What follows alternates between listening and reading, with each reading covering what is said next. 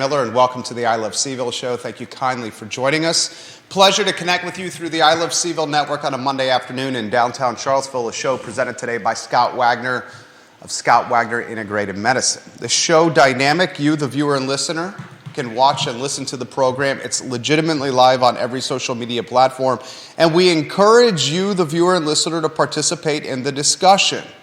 A couple news and notes that I want to get out there. Neil Williamson and Sean Tubbs, friends of the program, are hosting a live debate on Wednesday evening at 7 o'clock at Hillsdale, the Conference Center.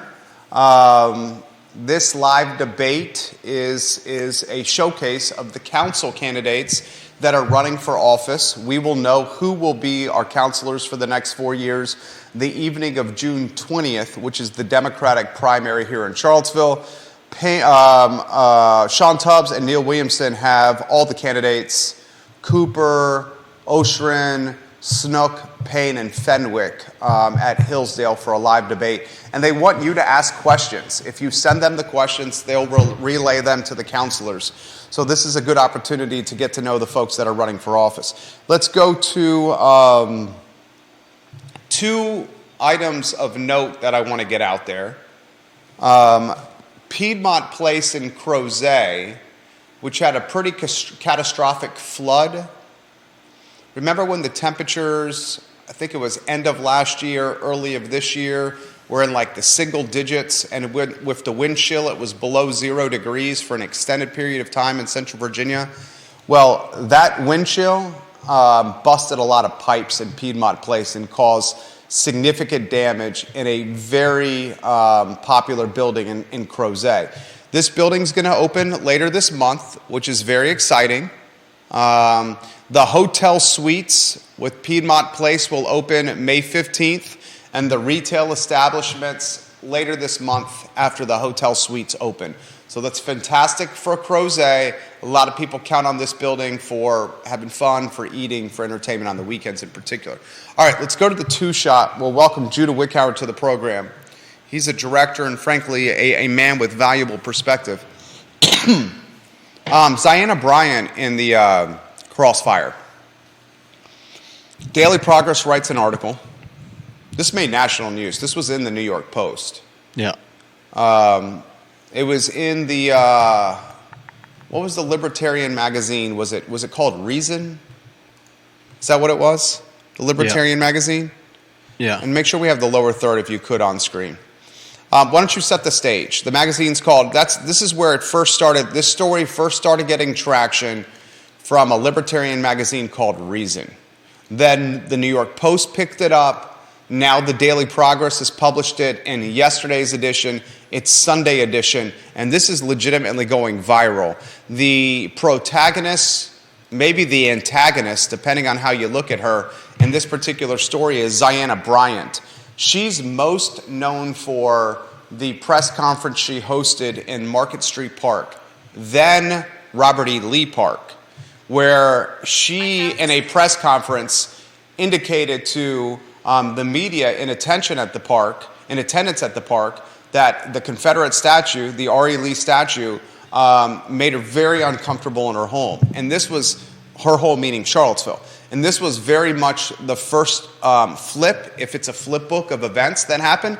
That was the first flip of events, the first event that in a lot of ways led to statue removal, government involvement, protests, August 12, 2017, KKK visiting Charlottesville, global national news. The first event in that very dark day of history for Charlottesville, Virginia, was in a lot of ways the press conference.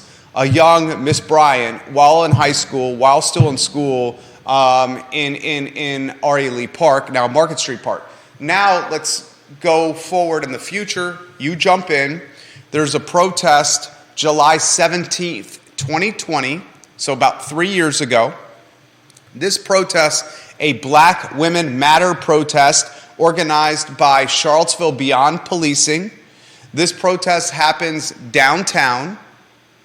You want to jump in? Sure. Yeah. So, from what's been reported, there was a woman who drove up in her Subaru. Yeah, and after coming around a dump truck, some type of truck that was in the way, she made a comment which apparently nobody really heard, and was turned into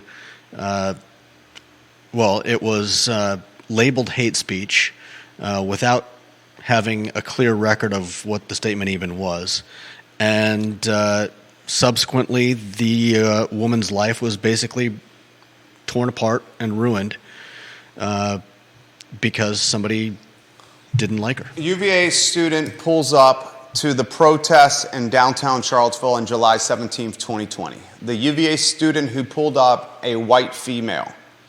She says, and I would imagine in retrospect she would have chosen her words differently. She says at the scene to the truck driver that if you were not here, that these folks would have made good speed bumps. Something along those lines. Okay, I'm reading it verbatim from the newspaper. There were people sitting I'm reading it verbatim from the article. Okay. Okay. She said if the truck driver was not here, the protesters would have made good speed bumps. Because there were people sitting in the road. Protesting. They were protesting in the road. They were protesting with the word. Ziana Bryant overheard this. She overheard somebody else state what they heard her say. Next thing we know, she utilizes her influence in person at the protest, her influence on social media, her influence at the University of Virginia to, in a lot of ways, drive a lot of attention to this UVA student who's now an alumni named Morgan Benninger. Not just drive attention to it. Bryant was the one that was the accuser in the UJC case. That's exactly right. University Judiciary Committee case. Long story short, this white female UVA student goes before the UJC. She's expelled, but she's expelled in a way that allows her to finish her education. Expelled in abeyance. Expelled in abeyance. She's allowed to finish school, but there's a demerit on file. Yeah. She gets outed by many in the university community, gets labeled by many in the university community as a racist, and spends much of her college career dealing with this. Yeah. Now she is drafting a lawsuit against the University of Virginia. Interestingly, is not naming Miss Bryant in the lawsuit. Extra investigation into this scenario has found that the UVA student, the white female, Morgan Benninger, while she said this, she did not say this in a, according to the investigation, in a, how would you characterize what I'm trying to say here? Well, the UJC panel or jury actually agreed with her version of things and still somehow found her guilty. And anybody that reads what she said, anybody that hears what you just read was her statement not to the protesters. No, to the truck. But to the truck driver. Yeah, she said to the pickup truck driver that was blocking the protesters, protecting the protesters, to the truck, the guy in the truck, if you were not here, these people would have made good speed bumps. Yeah, basically saying if you weren't here, these people sitting in the road would probably end up getting run over. I guarantee you she regrets making that comment. Yeah, no doubt. But what furthers this narrative, or what Bryant utilized to further the narrative, in a lot of ways, was you got a white female at UVA, daughter of a police officer. Oh yeah. At UVA, police in July of 2020 are in some people's eyes. I mean, this is. She marks off all the check boxes of traits that make someone acceptable to tear down and destroy. And here's the nitty-gritty. And here's why we're covering this. After further investigation, it's been found that Morgan Benninger was not looking to racially attack any of the protesters after all. In fact, her conversation with the truck driver was in some ways interpreted through extra investigation as just a discourse she had with the man in the seat of the truck, in some ways insinuating a thanks to him for being there. And it leaves the question now, cancel culture tried to cancel Morgan. Cancel culture was wrong trying to cancel her. How do we respond to those leading the cancel culture charge who were completely incorrect? And in some cases lied. Explain the lying part. I mean, if you read through I read it. The Reason article. Explain it to the viewers and listeners. It's pretty clear that Bryant made up at least some of what she was, some of what made up the bulk of her accusations. She never heard Bettinger say anything. Her reaction, her choice to pursue and confront Bettinger seems entirely contingent on her filming somebody saying what they thought they heard Bettinger remark. Yeah. This is not a good look. And yet she went ahead with the accusations before the UJC and had several people contradict her version of events. And I mean, just the whole... This is not a good look. The whole pursuit of Bettinger smacks... I mean, we talk about hate speech and racism. That's exactly, I feel like, what was perpetrated against Bettinger. She was attacked because she was white. Daughter of a policeman. Yeah.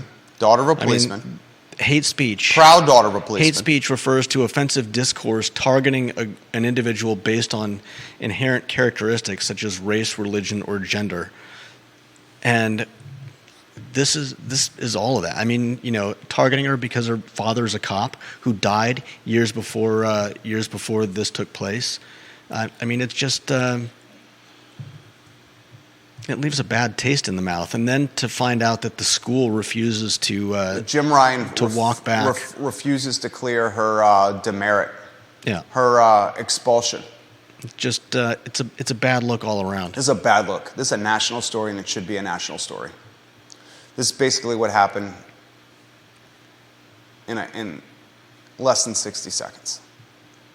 You had a Black Women's Matter protest in downtown Charlottesville.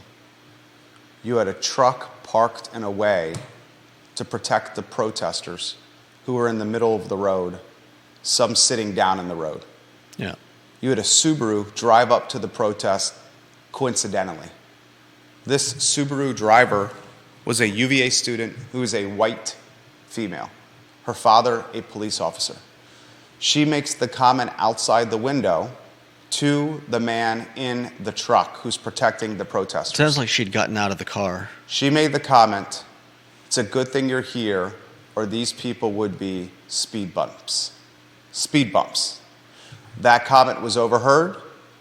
That overheard comment got back to Zion Bryant, the social justice activist from Charlottesville, who had the press conference in Lee Park years ago about the statue. She then took these circumstances, she brought them to Judiciary Committee at UVA. She did more than that. She utilized her social media influence, her in-person influence, to its furthest, strongest, and most robust capacities to bring negative attention to this UVA white female. After significant investigation, they found that the UVA white female did not say these comments about the protesters in a negative light, but instead made the comments to the truck driver almost with a sense of gratitude for him being there to protect the protesters. So now we're left with this. What kind of accountability measures, if any, does Ziana Bryant face? None. She's doing great. Literally, by all faces accounts. none. She faces none. And she faces none. The sad thing is, everybody. Ziana Bryant has been labeled a social justice warrior, and this is completely lacking in justice. And the fact that it continues is just is horrible.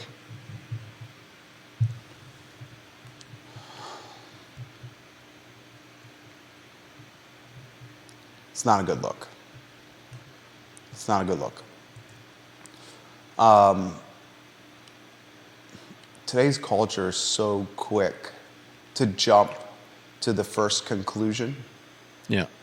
And as we jump to the first conclusion in 2023, we do it on social media most likely.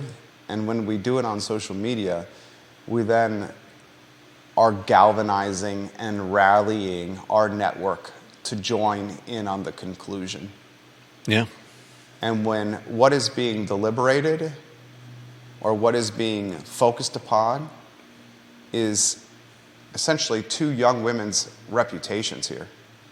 The first was a white female student who, if you read what she's writing and describing, her time at the University of Virginia was hell. Was absolutely miserable. She had to borrow some, I think, an uncle's car for a while because people were. She had to literally, as a student at UVA, live in some circumstances anonymity because she was labeled a Nazi and a racist. And she was labeled a Nazi and a racist in a turn of events that she never intended to go about with any nefarious intentions. She never went about this nefariously. Yeah, I mean, there was... And the investigation just suggests that. Is there now going to be a new category in the honor code for this type of behavior? Explain. Like if you go to the police and you file a police report about a crime and that crime never was committed, yeah, that's a crime. Yeah. I would Can certainly you go think that to the would police go station? against the. I think certainly think that would go against the university's honor code. That's my point. If you go to the police station and file a police report about a crime and that crime never happened, you who filed the crime about the fake crime have then committed a crime yourself. Yeah. If you're a University of Virginia student and you make an honor claim about something that never happened, mm-hmm. Are you not committing an honor violation yourself? Yeah. I sincerely want to know. I mean, I would label it that way. If you make a claim on another student that other student committed a crime, and saying that if you weren't here, I'm going to drive through these people and make them speed bumps, is basically saying you're threatening people. That's saying that the student was threatening the protesters. Yeah. But if that didn't happen, are you then committing an honor violation yourself at UVA? I would think so, if you're lying. And here's another question. If the shoes were reversed, would we be holding, if it was Morgan in the other shoe, would we be holding her accountable in a different way than Ziana is being held accountable right now? Probably. Probably. I also think the university would be bending over backwards to fix it. To fix what happened with the trial. 100%. 100%. Albert Graves says it was a lie and it damn sure sounds like it. Lying is an honor code violation at UVA. It still is. 100% yeah. Albert Graves. Does anyone choose to pursue that path? Or is everyone so fearful of the backlash of pursuing that path that we'll just remain quiet?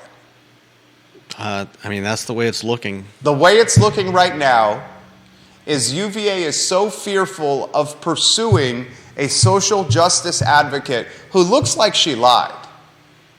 And even Not only lied, but potentially ruined the college career of another student. well, yeah, I mean, I don't know. I don't know if she's applied anywhere, but I know that she's afraid to further her college career after this. You can make a legitimate argument. In a lot of ways, this has ruined her. This has ruined her professional chance. Potentially ruin her chances at getting a job. Yeah. Because if you Google Morgan's name, I want you to Google Morgan Bettinger, Bettinger, Bettinger. I'm going to do it right now. This is what anyone's going to do when they hire Morgan. Oh, you're interested in working for my company. Let me Google you. Morgan Bettinger. Oh my God, Morgan. I'm Googling you. Draft lawsuit against UVA. Black Lives Matter activists ruin white students' lives. What's going on here, Morgan? You're in Fox News. You're in the New York Post. You're in the Daily Mail. Morgan, you're in Reason Mag. Morgan, it says you try to kill protesters, Morgan.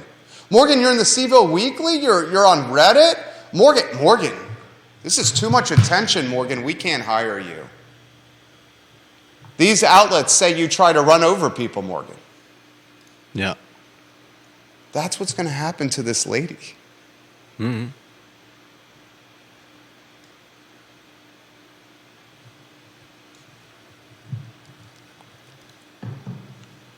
Is there any accountability for someone who claims someone did something, made it up, ruined someone's life, their college career, and negatively impacted their employment, their professional vertical opportunity? Is there any accountability for that kind of behavior? It appears at the University of Virginia there is not. Yeah. Definitely not. And I even question the initial UJC trial, because You're saying, why should UJC be involved in this if this is off grounds? well, no. I understand that. Because I think they should be involved if she actually did do that. Yeah, no, I understand that it's part of how the school works. Okay. The problem here is that by the time they got to the trial, it sounds like social media had completely poisoned the well at UVA. In other words, when you in a regular courtroom setting, you are supposedly guaranteed a fair trial, and part of that is not having people who have already made up their minds about the case. And it sounds like everybody at UVA, by the time the trial finally came around, had already been indoctrinated, I guess, so to speak, with the idea that she was guilty. And so it sounds like even though they agreed that her assessment was the correct one, they still found her guilty, which is troubling. I mean, I get how the university uses this. It's it's your peers who are making the decisions against you or for you. But in this case, it sounds like, and there's additional information about the instruction that the jury was given, not being what was originally agreed upon. It just sounds like, from start to finish, this is a travesty of justice. There it is. Dylan's Rule on Twitter. Dylan's Rule says this: "This is absolutely crazy. How many times do any of us look at someone and say, phew, thank goodness X was here or X happened, otherwise there would have been a disaster. It is absolutely ridiculous that this could have ever been turned into an incident. An example, a few years ago, my wife and I were at a baseball game. A foul ball nearly hit someone, but another fan snagged the ball. The one fan said to the other, 'Thank God you caught that. Otherwise, I would have had a concussion.'" Yeah, and that statement is not saying, I want to have a concussion. It also says something about us in our culture today, that in June of 2020, someone could overhear another person making a comment. It then gets back to a third person. That third person then utilizes her social media to publish something about the person Based on hearsay. based on hearsay, and then everyone who reads it on social media takes it as absolute fact. And then they ruin the CVille person's Weekly life. did an article about this. Remember? Let's see if I can find it. I bet you, I'm Googling Morgan Bettinger and C-Ville Weekly. And I see the article from July 2020. And the entire depiction of what happened according to the early account. Will the CVille Weekly write an article about this? A Will the CVille... a very late retraction. Will they write a retraction that's 3 years old? The headline says, "The fight continues. Downtown rally amplifies voices of black women despite threats." Here it is right here.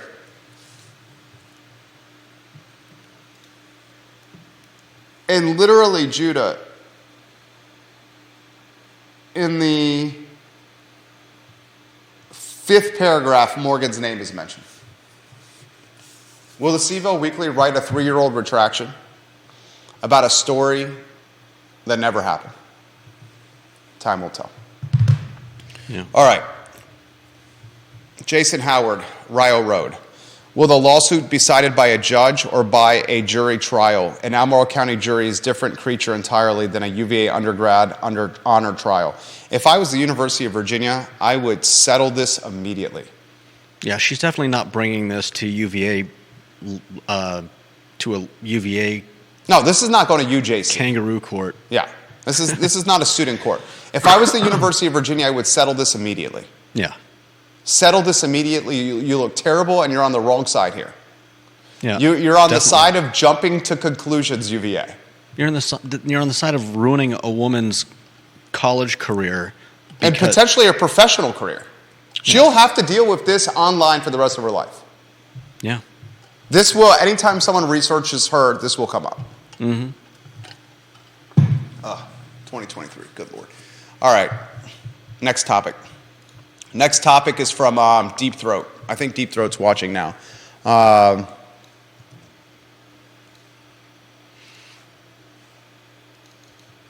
Yeah, this is genius from Deep Throat. Deep Throat says this. Ready for this? And then we'll play the video that he put together. "I'm sick of the leadership here trying to influence people with decontextualized scare facts." He called them scare facts, in quotes. All right, Deep Throat is a housing advocate. He has promised me, or excuse me, I take that back. I have promised him that I will not reveal his personal identity until he's ready to do it. But one thing I can tell you about Deep Throat is the dude is super legit. The dude is super well read. The dude knows data inside and out. He can really study and analyze data and metrics. He knows zoning and housing locally inside and out. And this guy, who I've had the pleasure of conversating with a handful of times, puts in the work. He's put together, and you have the video? Yeah. How long is the video? Is about 4 minutes? Yeah, 4 and change. He's put together about a 4-minute video that we're going to play on this show with his permission. And the headline of the video is "Visualizing Charlottesville's Draft Zoning Ordinance." It's basically residents have asked city leadership and its consultants to produce streetscape visualizations. And I'm reading verbatim from his video. But these are streetscape visualizations of plots and blocks redeveloped under the new draft zoning ordinance. He has also encouraged the community, if you would like to see your block, where you live in the city, and what it could potentially become, send him your address. Let him know. And he'll do something similar if he has time of what we're about to show. Ladies and gentlemen, if you're living in a rock, or living under a rock, you may not realize that the city of Charlottesville's basically going to upzone 10.2 square miles and make density a little more possible. Deep Throat says that density comes with collateral damage. And that collateral damage is something that we're not considering every single aspect of it. So why don't we play this video? I want you guys to watch this and to learn. Judah, let's cue that up in 3 and 2 and 1. Let's play that now. We want to share with you briefly some work we've done on visualizing rezoning in Charlottesville.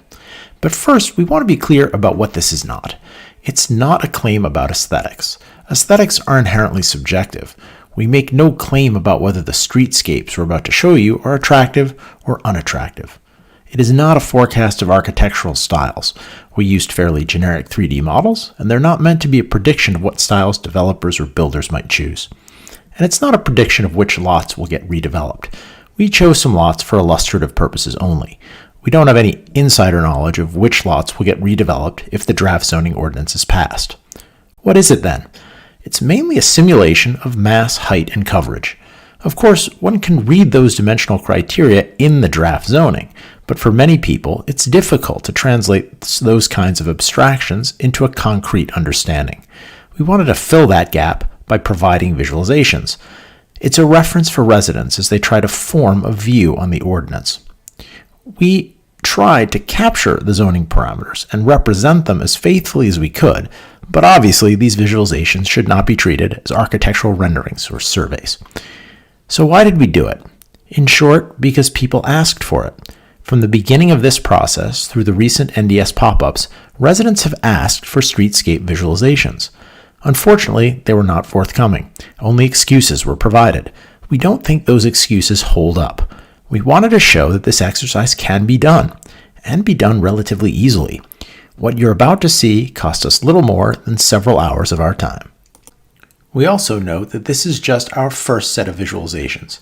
We'll be doing more, and we ask you to let us know if you have any particular blocks that you'd like to see simulated. This is the south side of Rugby Avenue near Rose Hill Drive. We have 2 adjacent lots, each with a single-family home. They are R1 lots. Now we subdivide one of the lots and replace the home with 2 RB buildings. Here it is, with 2 RC buildings. Finally, here it is, with an RC building using the affordable housing bonus.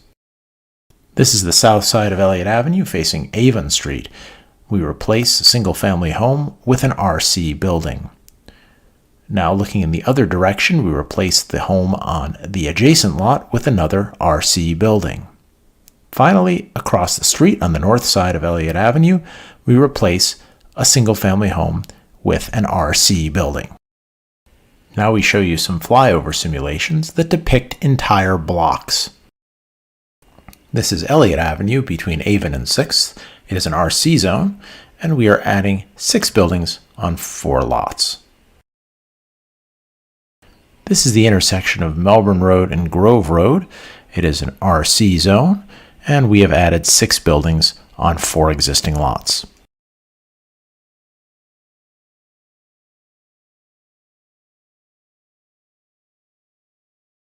This is Rugby Avenue just west of Rose Hill Drive. It's an RC zone, and we've added 4 buildings on 3 lots.